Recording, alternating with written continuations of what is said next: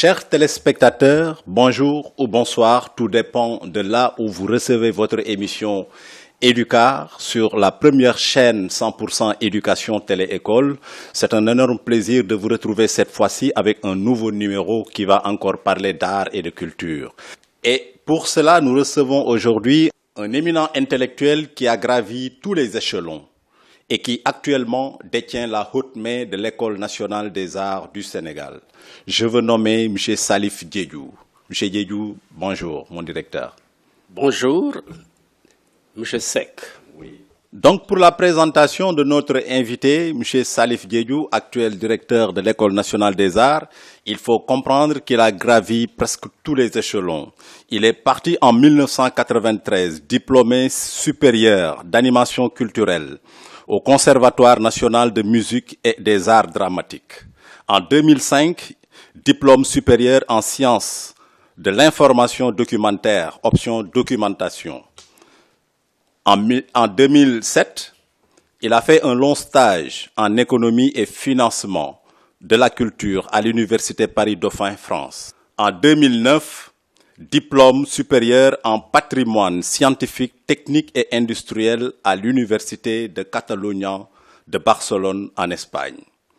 En 2009, il a eu sa maîtrise en histoire de sciences et techniques à l'Université Paris 1, Panthéon-Sorbonne, France. En 2010, il décroche son Master 2 en gestion et management du patrimoine culturel et historique à l'Université Évora de Portugal. En 2009-2010, il a eu son master en conservation et management du patrimoine industriel à l'Université de Padoue, c'est en Italie. En 2011, un long stage encore en archives d'entreprise aux archives communales de Padoue, toujours en Italie. En 2011, son Master 2 en histoire de sciences et de techniques à l'Université Paris 1, Panthéon-Sorbonne. Et en 2011-2016, il décroche son doctorat en histoire des sciences et des techniques à l'École pratique des hautes études de Sorbonne, Paris. M. Diédhiou, comme on vient de vous le présenter aussi, a occupé d'imminentes fonctions. Il a été animateur culturel au Centre culturel régional de Ziguinchor, c'est en 93-94. En 94 aussi, responsable de la bibliothèque du Centre culturel régional de Ziguinchor. En 2002, il fut directeur adjoint du Centre culturel régional de Diourbel. En 2002-2009, il a été directeur du Centre culturel régional de Matam. En 2009, directeur du Centre culturel régional de Ziguinchor. Et en 2017, chercheur à la direction du patrimoine culturel. Et en 2019, il a été nommé par décret directeur de l'École nationale des arts au Sénégal. M. Diédhiou, ça, c'est un long parcours et qui vous a permis aussi de glaner une expérience énorme. Pouvez-vous revenir brièvement et compléter à dessein s'il y a lieu de compléter la présentation? Merci, M. Seck. Oui, comme vous venez de le dire, c'est bien de faire une telle présentation.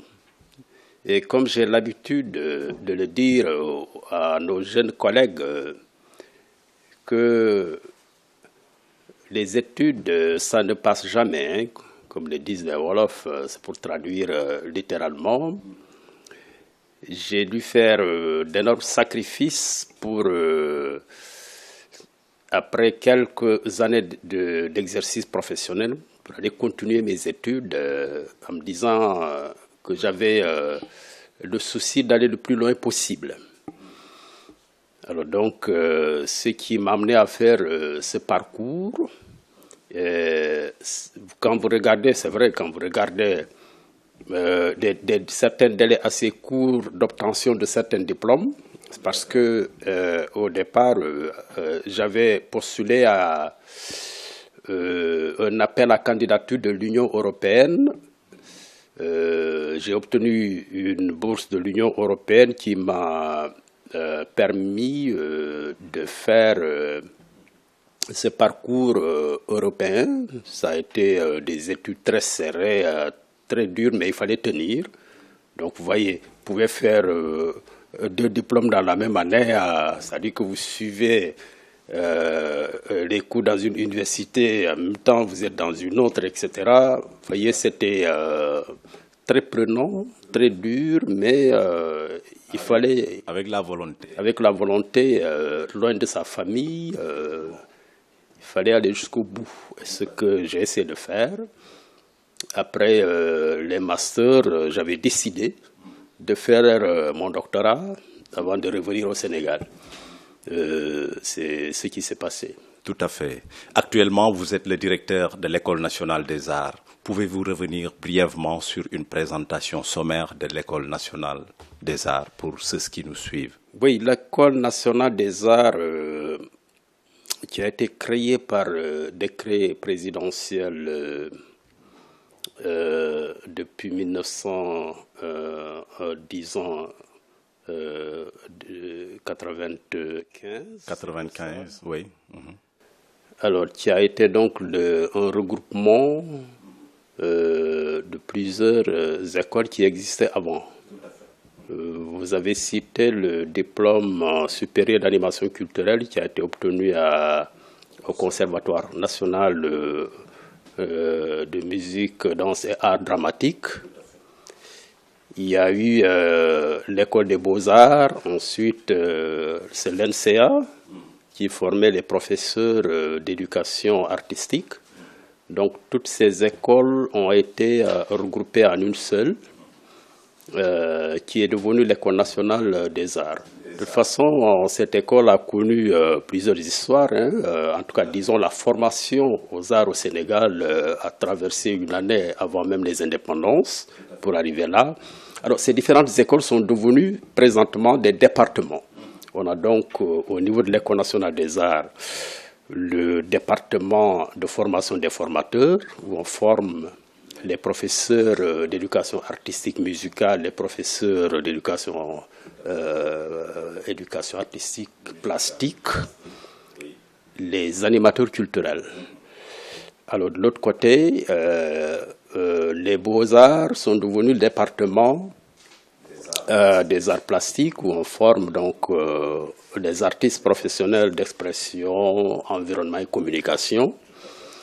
Et le conservatoire de musique, danse et art dramatique qui est devenu le département des arts scéniques où on forme les comédiens, les danseurs, les musiciens, pour musique classique, moderne, etc.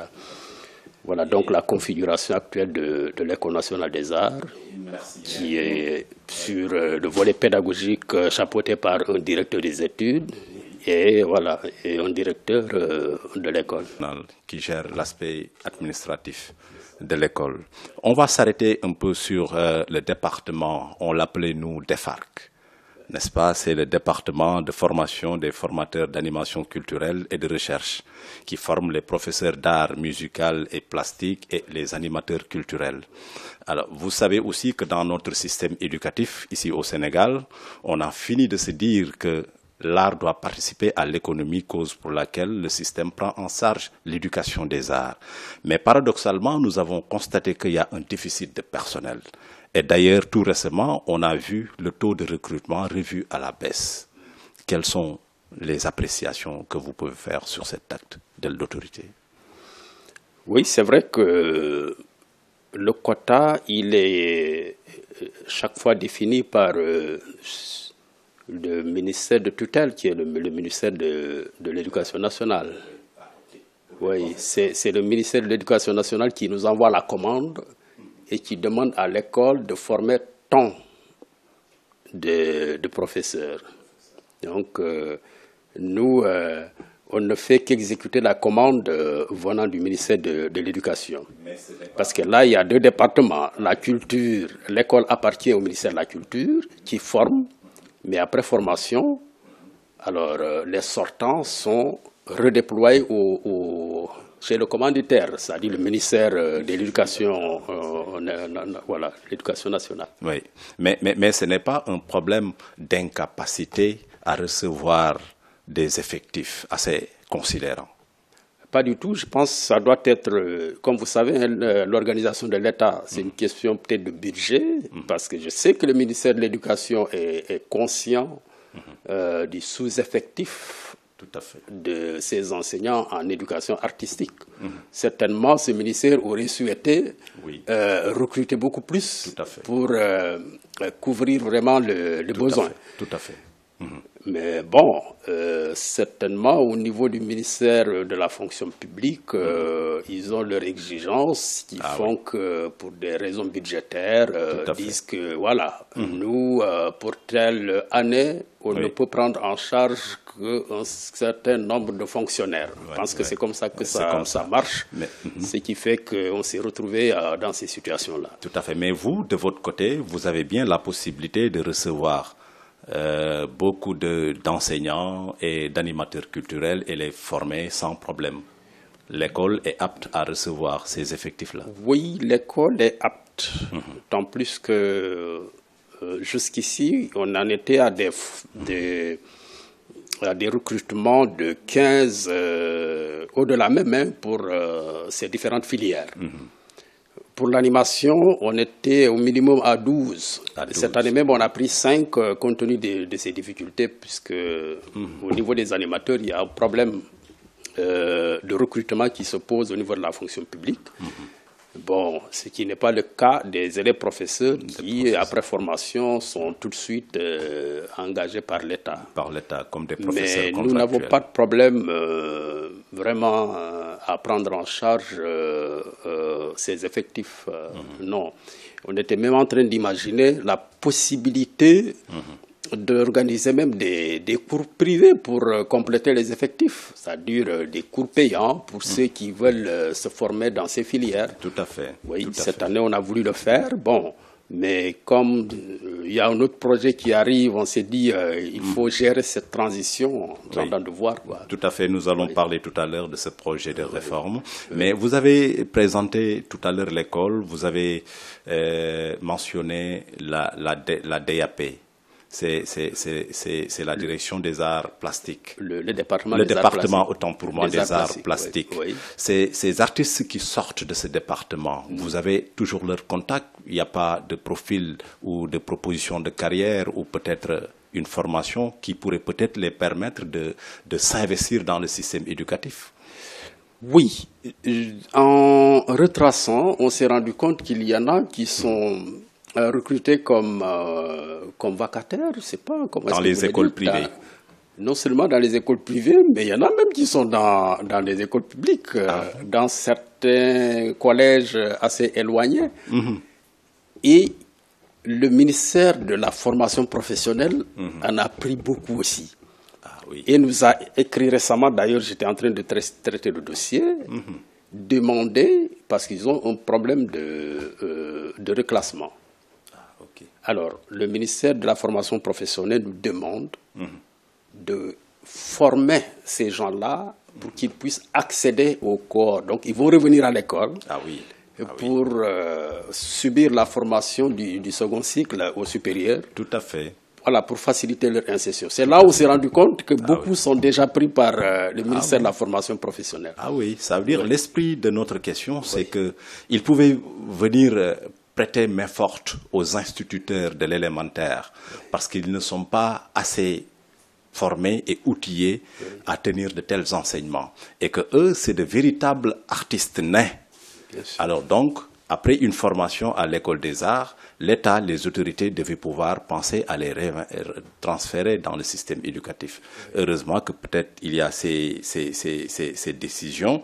Mais mon directeur, je voudrais vous amener à parler du projet des 7 merveilles du Sénégal. C'était initié par le président Abdoulaye Wade et que comme composante, il y avait le Grand Théâtre National, l'École des Arts, l'école d'architecture, des archives nationales, de la maison de la musique, de la bibliothèque nationale et du musée de civilisation noire. Qu'en est-il réellement? Jusqu'à présent, les 7 merveilles ne sont pas toutes réalisées. Avez-vous une appréciation à faire là, ce projet? Bon, vous savez, en matière de projet, chaque régime vient avec ses priorités.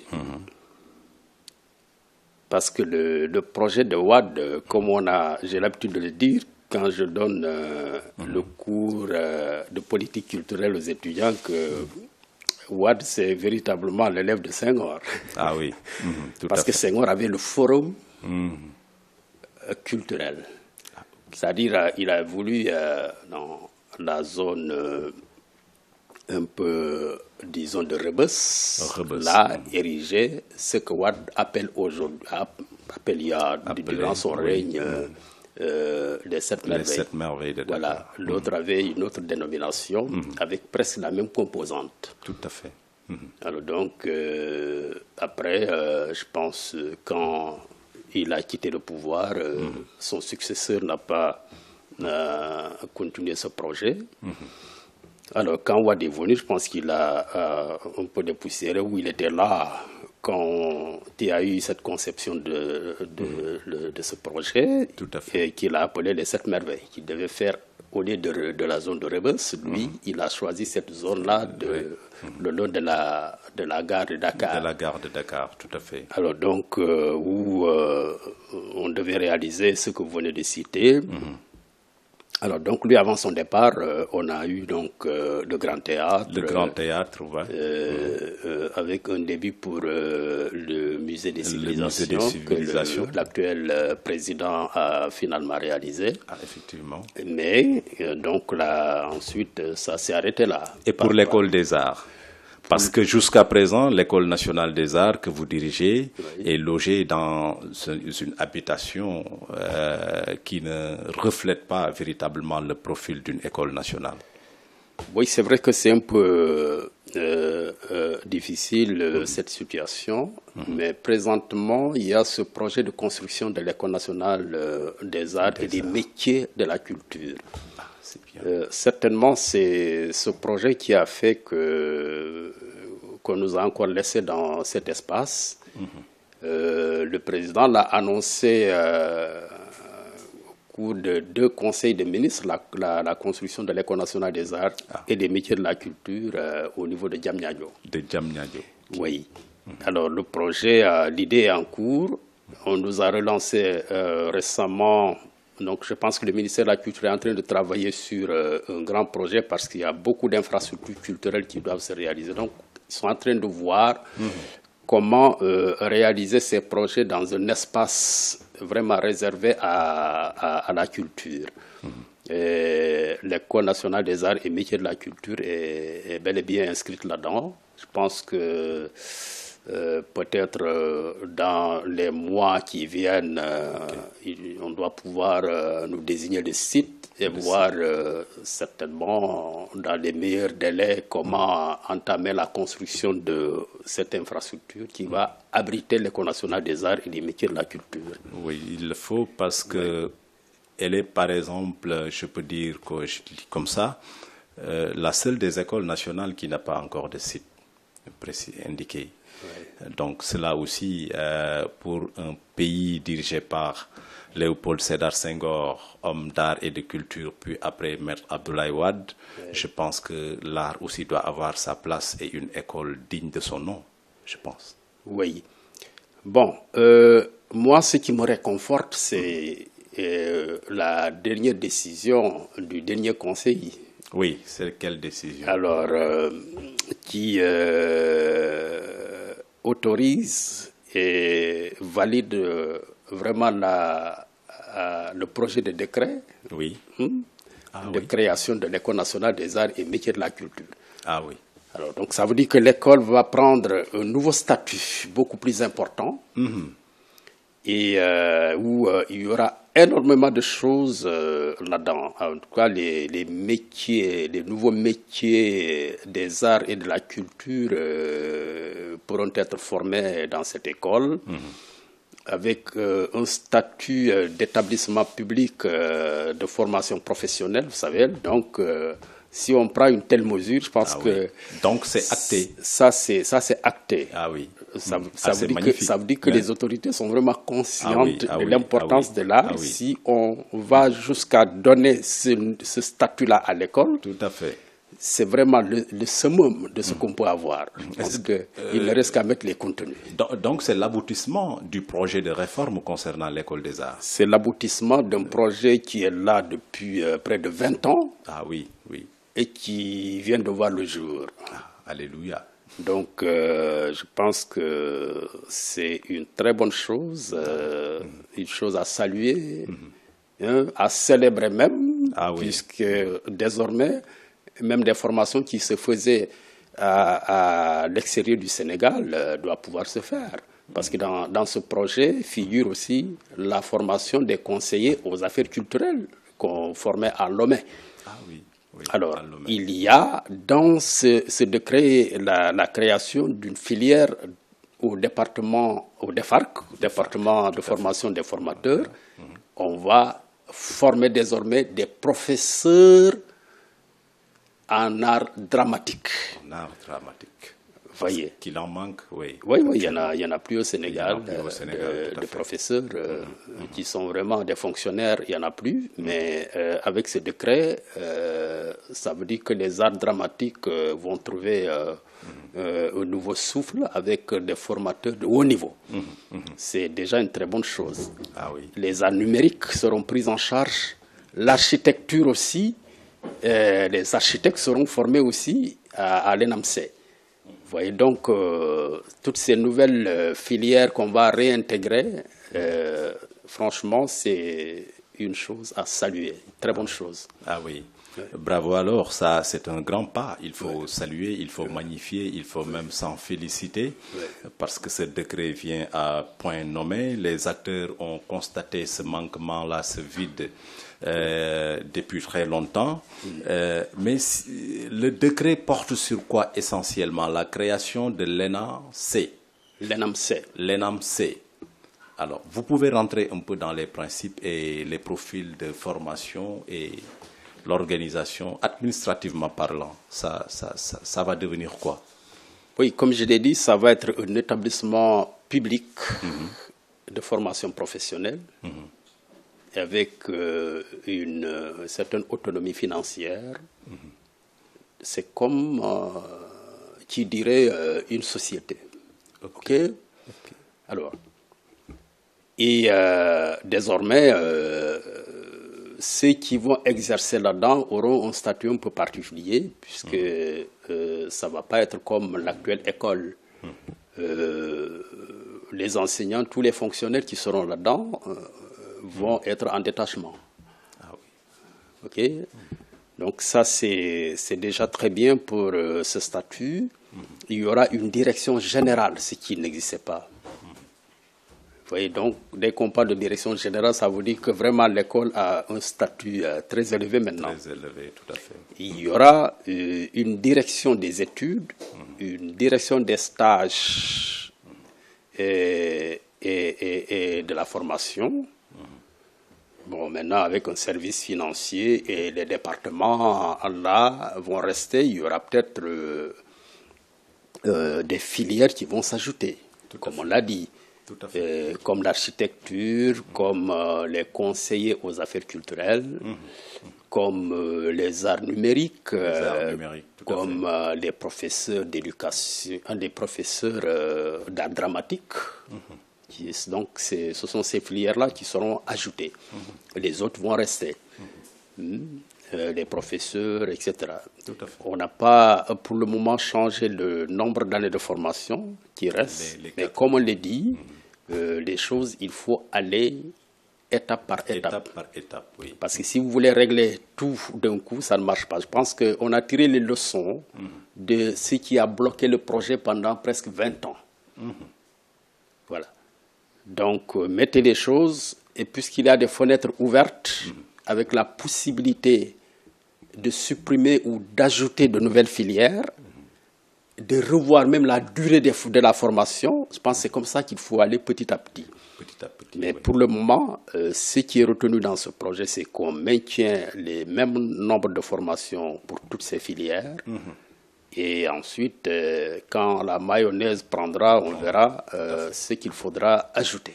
Mais aussi, je pense, prendre des décisions notoires sur le statut des formateurs. Parce qu'à l'État, je pense qu'à l'École des Arts, il y a quand même quelques problèmes liés au statut des formateurs. Voilà, c'est ce que j'ai dit. Normalement, avec ce décret, le statut doit être réglé.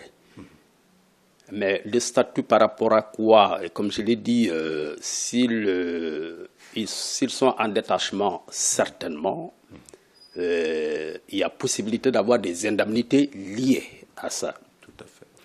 Bon, mais si c'est le débat tel que je le comprends, ça veut dire que les gens, ils se sont dit, parce que dans les autres projets, les projets avant celui qui est retenu, il était question d'avoir le système LMD, alors qu'il n'est pas possible d'avoir le système LMD à l'ENAMC. Ah, pourquoi? C'est pas possible parce que si vous entrez dans le système LMD, l'école va être rattachée à l'université. À l'université, tout à fait.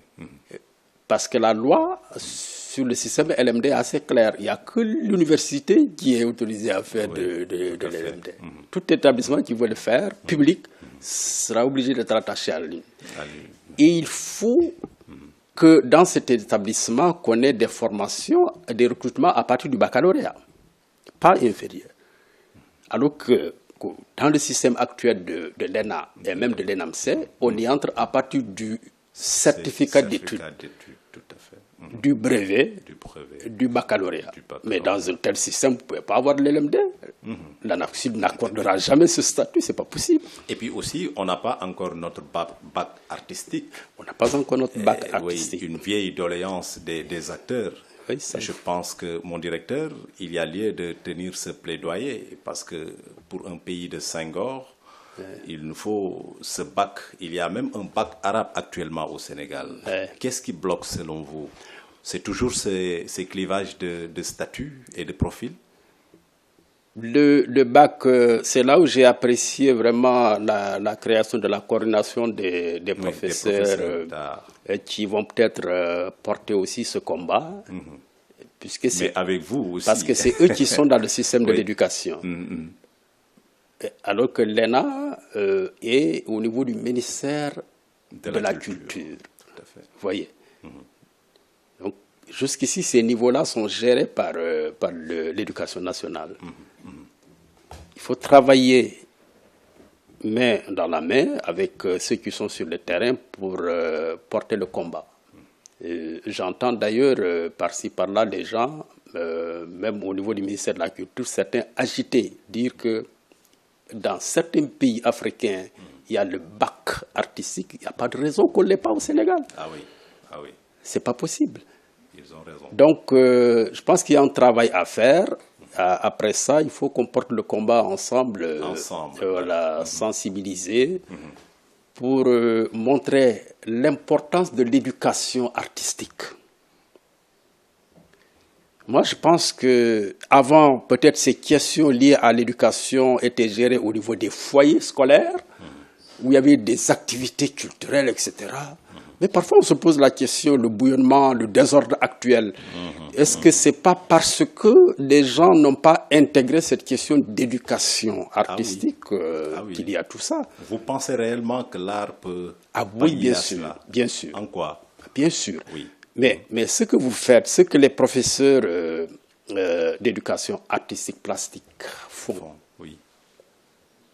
Mais ça peut aider leurs collègues des sciences. Tout à fait. Ça peut déboucher sur de la géographie. Sur des compétences, même en architecture ou tout ce que vous voulez. Avoir déjà des vocations depuis ces niveaux d'études. Tout à fait. Hein? Vous voyez? Oui. Parce que si le problème du Sénégal, c'est que quand vous regardez bien, on n'a aucune culture en design au Sénégal. Les gens ne savent pas ce que c'est. Les gens en parlent, mais ne savent pas. Alors que ça peut être vraiment une base. Le design. Le design. C'est pas trop développé ici au Sénégal. Non, il n'y a aucune culture de design au Sénégal. Il n'y en a pas. Les gens en parlent, mais ils ne savent pas ce que c'est. Oui. Ça, C'est regrettable, ça. Alors, comment est-ce que vous voulez que l'artisanat au Sénégal marche si les gens n'ont pas une culture de design? Nos artisans, leurs produits ne sont pas compétitifs au niveau international parce qu'il y a cette touche design qui manque. Mais Aller à Ngaï Mekhe ou d'autres qui font des trucs, mais voilà, il y a ce déficit qui fait que nos produits ne sont pas compétitifs. Nous sommes d'ailleurs en train d'écrire, j'ai fini de rédiger une note conceptuelle sur une politique nationale du design. Ah oui. Pour qu'on commence à apporter la sensibilisation. Je pense qu'on a déjà certains ministères qui sont comme le ministère de la Formation ou le ministère de l'Industrie qui commencent à s'intéresser à ces questions. Donc l'école nationale des arts ne forme pas des designers actuellement? Actuellement, l'école ne forme pas de designer. Ah, ça c'est... Mais moi depuis mon arrivée, j'ai essayé de recruter certains. Donc il y a le design textile, le design mobilier. On avait commencé le design cuir avec quelqu'un. Donc j'ai dit, il faut qu'on commence. Avant la mise en place de l'école de l'ENAMC, il faut qu'on commence. Mais ça c'est au niveau du DAP. Et je vois que la plupart des jeunes qui sortent du DAP, puisqu'ils ne sont pas recrutés au niveau de la fonction publique, tout à fait. Et puisque les formations, parfois il y a des choses, beaucoup d'insuffisances qui font que dès qu'ils sortent, ça n'a pas quoi faire. Oui, tout à fait. Ils sont obligés de se reconvertir à autre chose, puisque ici l'art ne fait pas vivre son nom. Son nom, ah bon? Ah ben oui, les Sénégalais. C'est le directeur des arts qui le dit. Hein. Les Sénégalais ne sont pas sensibles à l'art. À l'art. Oui. Aux arts scéniques et autres, là où la musique, etc. La musique, là, le folklore, ça peut attirer les gens quand vous organisez un spectacle. Mais ceux qui produisent, qui font des tableaux, etc., il y a peu de Sénégalais qui sont sensibles à ça et qui sont prêts à mettre leur argent là-dessus pour acquérir un tableau d'art. Est-ce que ce n'est pas parce que aussi les produits ne sont pas à leur niveau? Il y a de très bons produits, mais ceux qui sont insensibles à ça, la majorité des Sénégalais. C'est un problème C'est là où culturel, l'éducation artistique est importante. Oui. Elle peut permettre d'ouvrir un marché. Parce que si vous formez les jeunes, vous les initiez à l'éducation artistique, depuis l'élémentaire jusqu'au secondaire, ils auront une certaine sensibilité à l'art. Tout à fait. Ce qui fait que même s'ils deviennent ingénieurs ou députés ou autre chose, ils seront sensibles à l'art et prêts à acheter un tableau. Tout à fait. C'est là où c'est important de développer l'éducation artistique. Et là, vous anticipez déjà sur la question. On voudrait vous inviter à parler du fait que les disciplines d'art qui sont traitées en parents pauvres dans le système éducatif, à l'élémentaire surtout. Oui. Et je me souviens, si ce n'est pas Senghor, c'est Abdou Diouf qui disait que les arts et la culture, quand ils ne sont pas en bonne santé, l'économie sera toujours malade. Et je pense que les disciplines d'art aident à la créativité et la créativité constitue le plexus de l'économie. Alors, vous venez de le dire et vous touchez du doigt là où il faut apporter des réformes. Mais quelles seraient peut-être ces réformes-là? Oui, quand on parle, moi je pense qu'il faut une vraie politique d'éducation artistique comme nous le déplorons nous tous. Je pense qu'il y a une mauvaise compréhension. Si on comprend, on augmentera le quota de recrutement des formateurs en éducation artistique. Tout à fait. Pour essayer de faire un maillage territorial. Puisqu'il n'y a pas de raison qu'on ait des professeurs d'éducation artistique dans des villes et qu'en milieu rural, là où il y a maintenant même des lycées, je ne parle même pas de collège, mais de lycées, qu'on n'ait pas d'éducateurs artistiques dans ces milieux. Déjà, ça fait une certaine ségrégation qui n'est pas bonne. C'est pas normal d'ailleurs. Donc, c'est des Sénégalais de niveaux différents. Alors, donc, il faut régler ces questions. Maintenant, le reste, comme on l'a dit, parce que la créativité, l'entrepreneuriat est-ce qu'on se demande pourquoi, malgré l'argent qu'on met pour inciter les jeunes à entreprendre, c'est encore mou, etc., etc. Parce que là, le niveau de créativité est assez faible. C'est trop bas, oui. C'est trop bas. Le jeune Sénégalais, il n'est pas d'attaque, comme on l'a dit, il ne prend pas assez d'initiatives. Et moi, je reste convaincu que les disciplines artistiques peuvent vraiment réveiller chez les jeunes l'esprit de créativité. De créativité, ah oui. Ah oui. Et ça peut s'appliquer dans tous les secteurs. Donc, ce président a raison de dire que si ça ne marche pas, si ça va impacter le secteur de l'économie. Tout à fait. Ça, c'est évident. Donc, c'est pourquoi, vous voyez, quand on parle d'économie de la culture, ces questions-là, l'industrie culturelle et créative, tout à fait. Mais comment développer une industrie culturelle et créative si on n'éduque pas les gens, les jeunes surtout, à l'art et à la culture? C'est pas possible. Parce que les industries culturelles et créatives, c'est quoi? C'est comme si vous avez votre galerie, si vous avez votre orchestre, pourquoi pas, si vous avez vos salles de spectacle et tout ça, bien organisées et tout, dans la mode, la créativité, c'est tout ça le stylisme. C'est ça qui constitue l'industrie culturelle et créative. Tout à fait. Alors, et ça va se faire avec qui? Avec un esprit de créativité, des jeunes qui ont... Et ça se prépare dès la base. Et il faut les faire former à bas âge. Ah oui. Ah oui. Vous voyez, quand vous allez en Europe, vous voyez, ces questions sont prises en compte dès la maternelle. Dès la maternelle, tout à fait. Mais ici, on le fait, on le dit comme ça. Mais comment est-ce que vous voulez un enseignant qui a d'autres matières et qui n'a aucune sensibilité en matière d'art, etc., vous lui demandez d'initier les jeunes là à un truc, mais ça ne peut pas coller. Et d'ailleurs, c'est facultatif, les arts, les disciplines d'art. Bon, ce sont les seules disciplines dans le système qui sont toujours facultatives. C'est ça qui est incompréhensible. Voilà, oui. Et puis, si on vous comprend bien, c'est comme si les choses n'ont pas beaucoup évolué. Oui. Parce que depuis 1993, on parle d'animateurs culturels. Et j'ai assisté à un sommet où c'était un atelier où le débat tournait sur des clivages conceptuels entre animateurs culturels et administrateurs culturels. Ça devait pouvoir évoluer, ça devait impulser certaines ambitions parce qu'on ne doit plus s'en tenir à l'animation. Maintenant, il faut évoluer dans le leadership transformationnel vers la culture et il faut des administrateurs. Pourquoi les choses n'ont pas aussi évolué?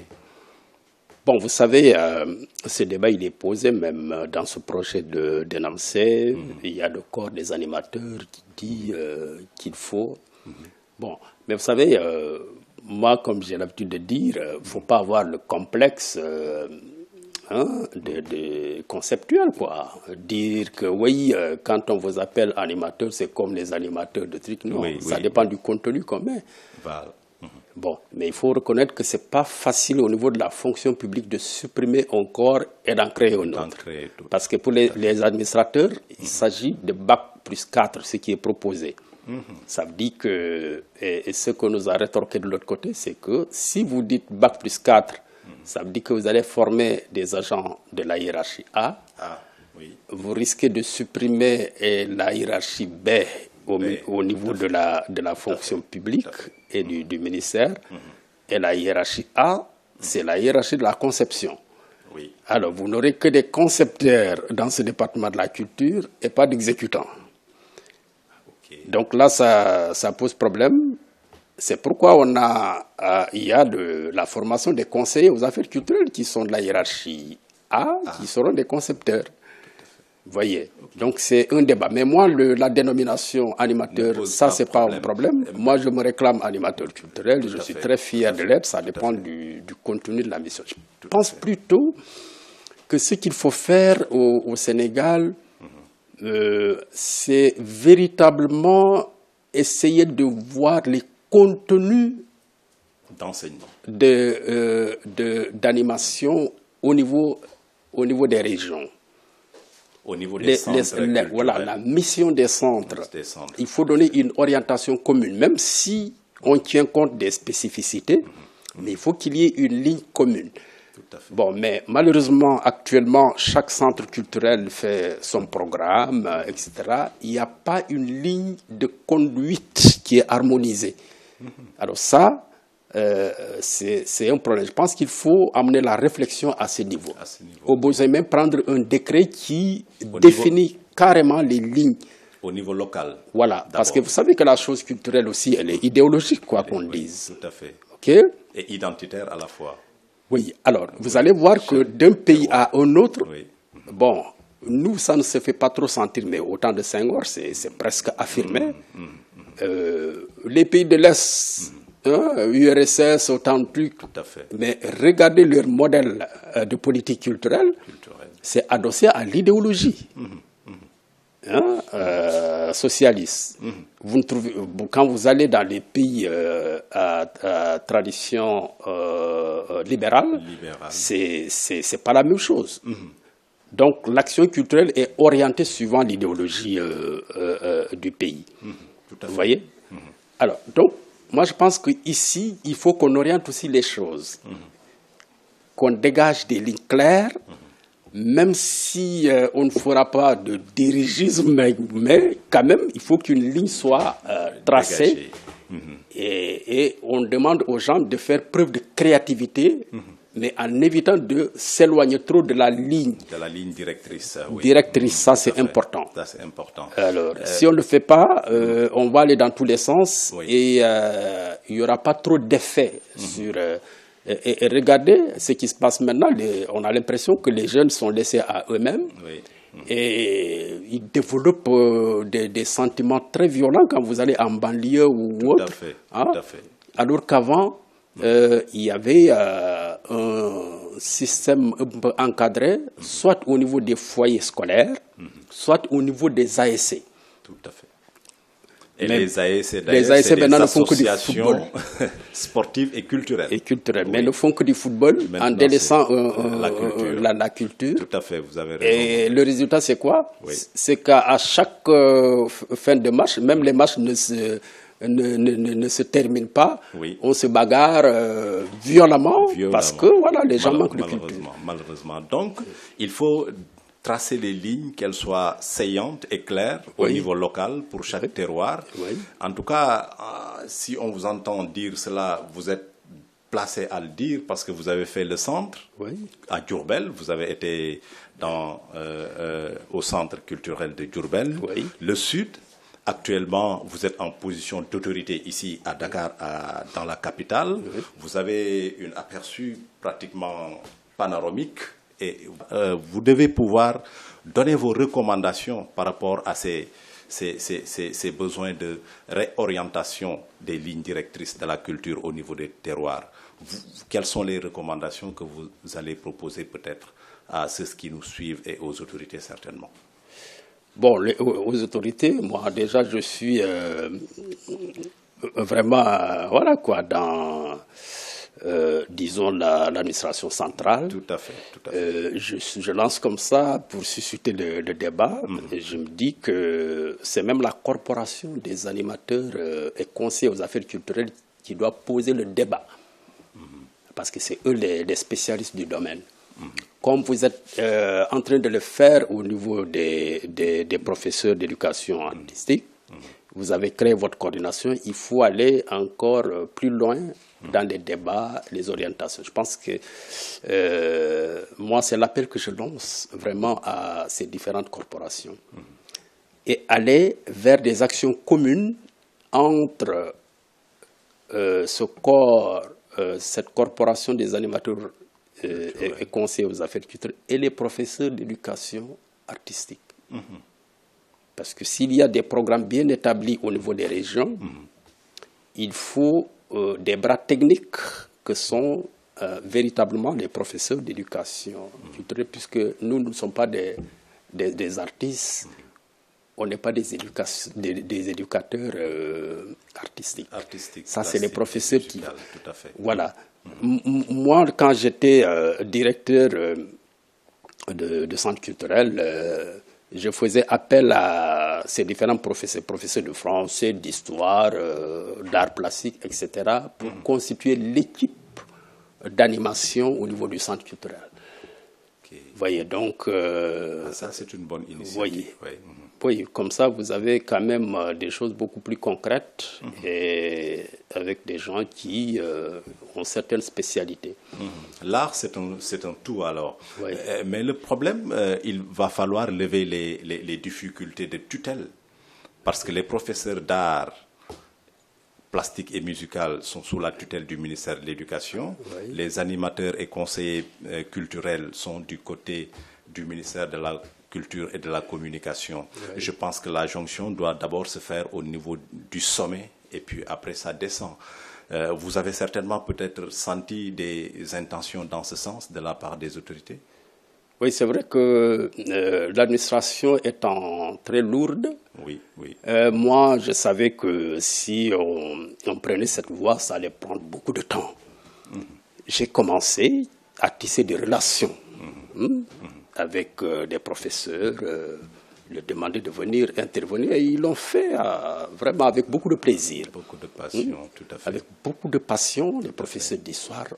On organisait des GD en herbe, on allait en profondeur dans les villages, on organisait des compétitions et tout ça avec ces professeurs. Et franchement, ça fait beaucoup plaisir. Ça il faut être M. Diédhiou pour le faire. Et je pense, pour notre information, est-ce qu'il existe une association nationale du côté des animateurs culturels, comme c'est le cas avec la coordination nationale des professeurs d'art? Il y a une amicale qui est là depuis bientôt plus de 30 ans. Dirigée par qui actuellement? Actuellement, le président, c'est Hugues Gaz, qui était le directeur de la cinématographie, qui a maintenant quitté. Alors, elle est là, cette amicale des animateurs et conseillers aux affaires culturelles. Bon, il faut, comme je l'ai dit, que ça soit beaucoup plus dynamique en orientant des débats vraiment vers vraiment des programmes culturels. Tout à fait. Mais aussi, nous souffrons aussi des effectifs parce que le recrutement, si on se plaint du côté des professeurs, là-bas c'est parfois 1, 2, maximum 3 personnes qu'on recrute, même pas par année. Alors, donc vous voyez que les effectifs sont trop faibles. Bon, le ministre là, l'année dernière, il a résorbé toutes les promotions. Il y en avait plus de 5 qui étaient là et qui n'étaient pas recrutés.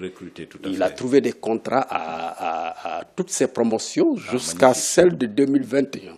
Magnifique. Vous voyez donc, eux tous, j'en ai reçu, je pense 2 ou 3 actuellement à l'ENA, qui sont recrutés, qui sont là en train d'appuyer administrativement la direction de l'ENA. Heureusement, bon, nous au niveau de la CNPA, nous sommes très ouverts et je pense que vous allez nous servir de vecteur ou peut-être de conseiller à toucher peut-être les collègues animateurs et conseillers culturels pour qu'on puisse avoir des contacts et dans le sens de ce que vous venez de décliner comme recommandation, avoir des programmes d'ensemble. Je pense que l'art et la culture, c'est un tout.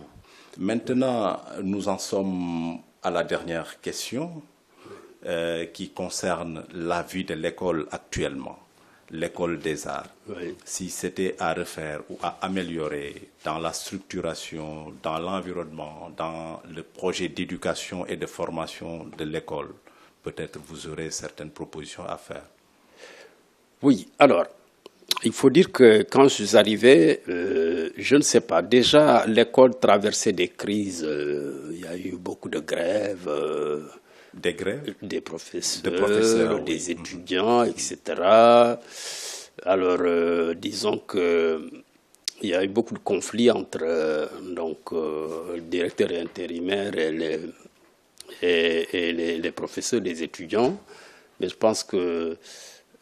mais globalement, qu'est-ce que je constate? Il n'y a pas beaucoup de professeurs titulaires au niveau de l'ENA. Il y a eu même des Titulaire, départs. ça veut dire Il y a des départs, des fonctionnaires, vos collègues. des fonctionnaires. Il y a les vacataires Ils sont font 2 fois plus deux fois au moins ou 3 plus que les titulaires. Les titulaires, tout à fait. Alors, ça, c'est un gros problème. Bon, alors,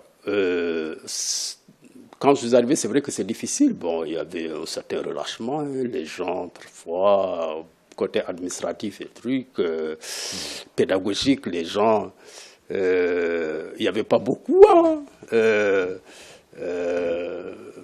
Pas beaucoup de quantum horaire, disons. Le quantum horaire n'était pas suffisant. J'ai trouvé même parfois des enseignants qui pouvaient intervenir 2 heures par semaine. Mais c'est quand même extraordinaire. Alors, les produits qui sortent en musique, quand un orchestre prend un jeune sortant de l'école, ensuite, ils vous disent, mais bon, vos produits-là, on ne sait pas quoi en faire parce qu'ils ne savent rien faire. Ils ne peuvent pas se mettre dans un dispositif d'orchestre. Alors, donc, il y a des difficultés dans la formation. Oui, dans la formation, quand même, il faut reconnaître qu'il y a beaucoup d'insuffisances. Alors, moi, depuis l'année dernière, ce que j'ai demandé aux gens, c'est de créer des ateliers. Et depuis l'année dernière, on commence à avoir un orchestre de l'ENA. Donc, ça veut dire qu'ils font la théorie, mais ils font la pratique sur place. Il y a un atelier, un orchestre. Donc, il va apprendre le truc d'orchestration et tout.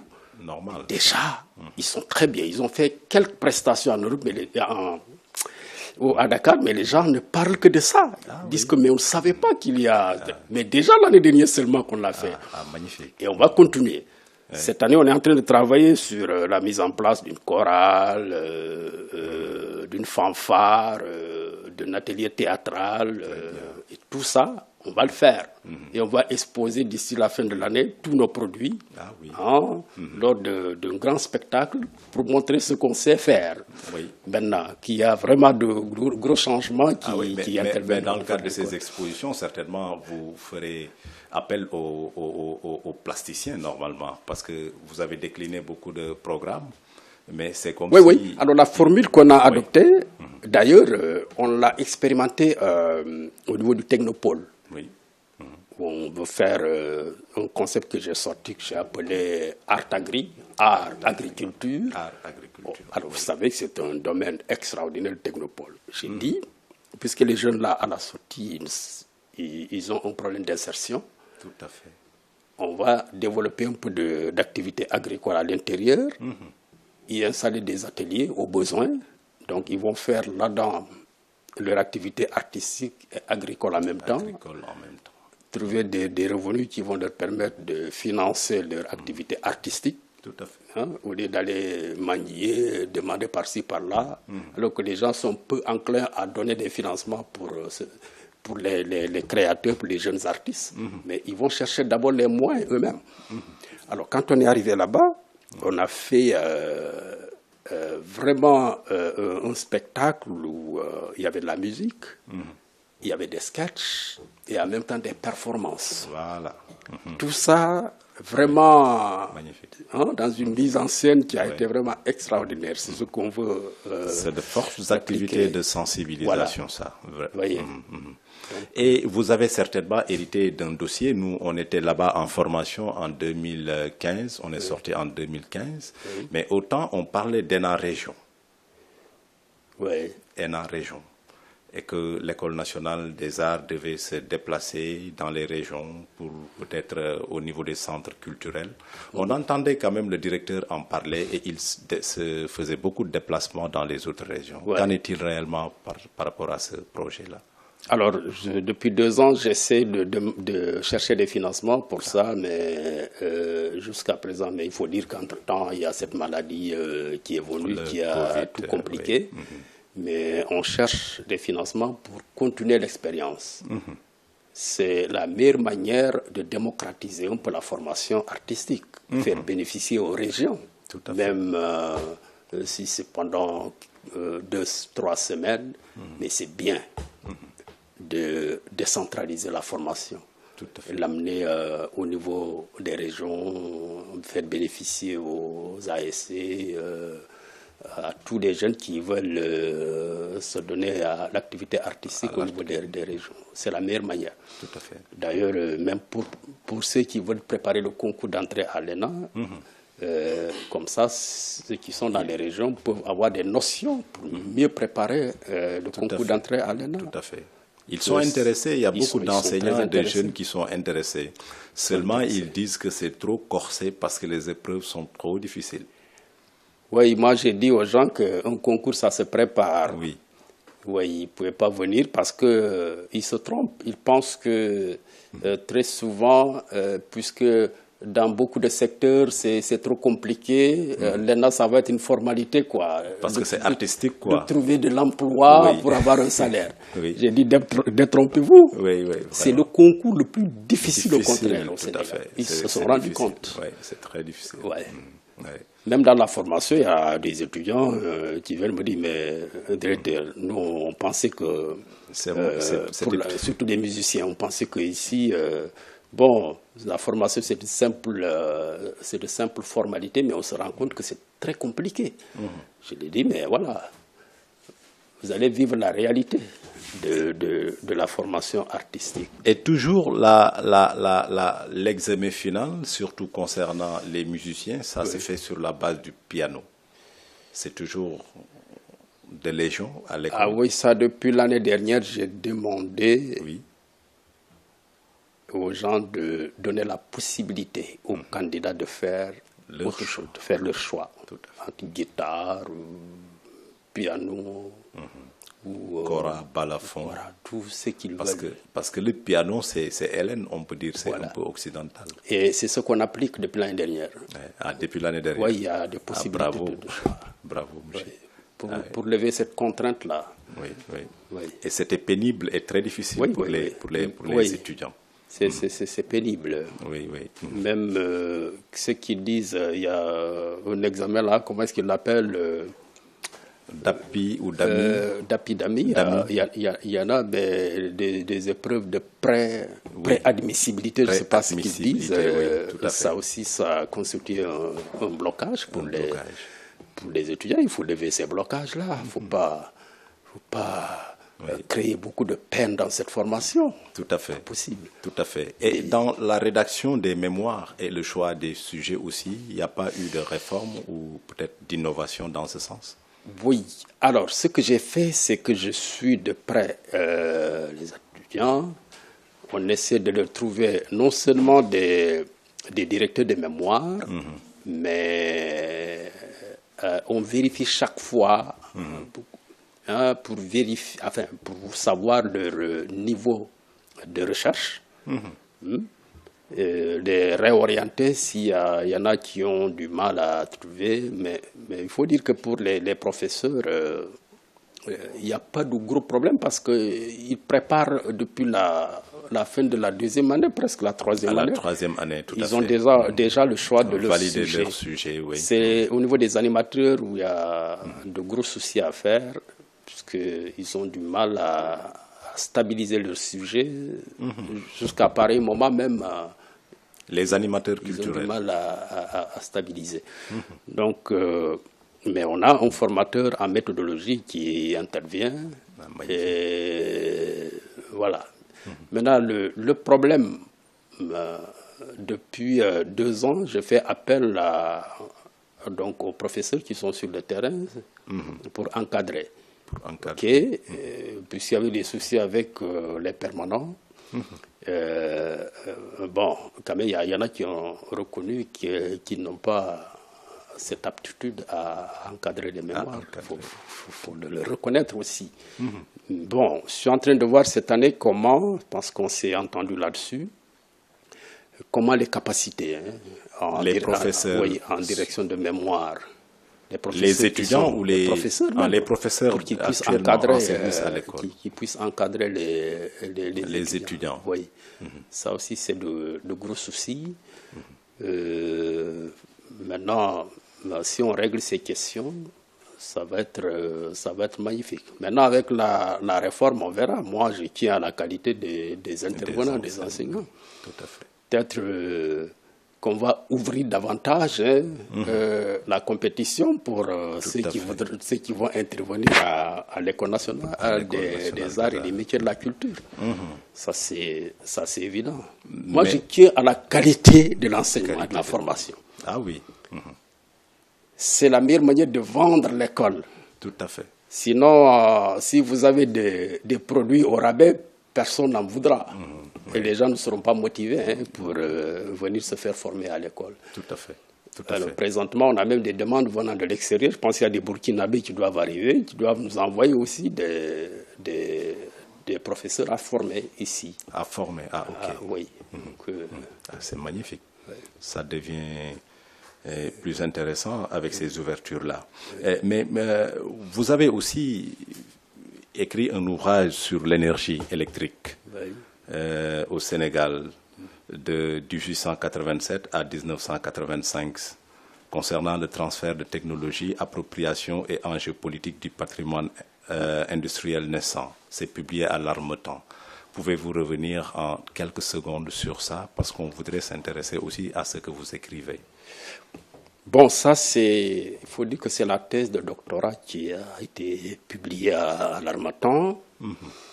C'est vrai, beaucoup de personnes se posent cette question en disant comment est-ce qu'on peut partir des métiers de la culture à l'énergie. Mais ce qu'il faut reconnaître, c'est une thèse d'histoire. Ok. Alors, moi, parce que l'histoire, il y a beaucoup de spécialités. Sauf que cette discipline, l'histoire des sciences et des techniques, c'est une discipline très récente. Ok. Cette spécialité n'existe pas dans nos universités au Sénégal. Alors donc, quelqu'un me disait, quand je suis revenu, je pense que vous êtes le seul docteur en histoire des sciences et des techniques au Sénégal. Oui, parce que ça ne se délivre pas au Sénégal. Je viens d'entendre l'intitulé. Alors donc, c'est presque dans les années 80 qu'on a commencé. C'est un débat même en France où les gens commence à discuter chaudement sur cette nouvelle discipline de l'histoire. Alors là-dedans, vous avez soit vous êtes spécialisé en histoire des sciences, soit à l'histoire des techniques, mais moi c'est beaucoup plus vers l'histoire des techniques, l'histoire des sciences. Alors quand vous lisez la thèse, c'est beaucoup plus orienté vers des questions techniques, mais encore là-dedans, on se spécialise, même en l'histoire des sciences et des techniques, il y a encore d'autres. Moi, donc, je peux dire que je suis un historien de l'énergie. Alors là, dans cette thèse, c'est l'histoire de l'électrification du Sénégal qui est retracée. Depuis les années 1887 jusqu'en 1985. C'est donc l'histoire de l'électrification du Sénégal. C'est depuis Saint-Louis, la première expérience jusqu'à Dakar. Alors là-dedans, vous allez voir retracer l'idéologie coloniale, ce qui a motivé la colonisation. J'ai l'habitude de dire aux gens que le colon, il ne va pas nous lâcher parce que lui, il estime qu'il a beaucoup investi et il n'a pas encore suffisamment de retour sur investissement. Sur investissement, tout à fait. Parce que toutes nos villes ont été créées par le colon. Quand il y a eu un surplus de main-d'œuvre en Europe, il fallait trouver un marché. Il y a une surproduction, un surplus de main-d'œuvre qui ne pouvait pas se traiter en Europe. Il fallait donc trouver des marchés hors de l'Europe. C'est ce qui a motivé la colonisation. Et quand ils sont arrivés, ils ont commencé par envoyer les ingénieurs. C'est eux qui ont créé nos villes, tracé des routes, etc., pour exploiter les ressources. Tout à fait. Okay? C'est ce qui s'est passé. Et donc, les colons qui étaient là, l'électricité venait de voir le jour.